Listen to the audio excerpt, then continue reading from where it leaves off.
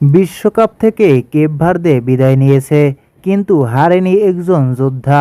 হ্যাঁ দর্শক, আমি বলছি ভোজিনহার কথা। ডিফেন্ডিং চ্যাম্পিয়ন আর্জেন্টিনার বিপক্ষে গোলপোস্টের নিচে যেন এক অদম্য প্রাচীর হয়ে দাঁড়িয়েছিলেন তিনি। একের পর এক আক্রমণ, বারবার লিওনেল মেসির শট, কিন্তু ভোজিনহা যেন বলেছিলেন আজ এত সহজে গোল হবে না। পুরো ম্যাচে তিনি করেন 8টি দুর্দান্ত সেভ, যার মধ্যে মেসির 4টি বিপজ্জনক শটও রুখে দেন। তার অসাধারণ গোলকিপিংয়ের কারণেই কেপ ভার্দে শেষ মুহূর্ত পর্যন্ত লড়াইয়ে টিকেছিল।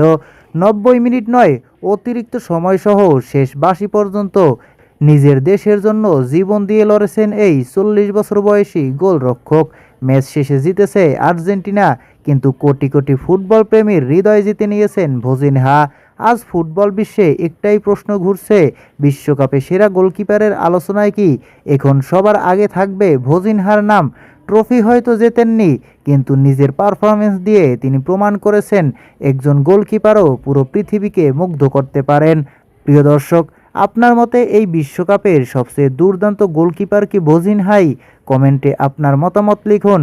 আর বিশ্বকাপের সকল আপডেট সবার আগে পেতে অবশ্যই চ্যানেলটি সাবস্ক্রাইব করুন।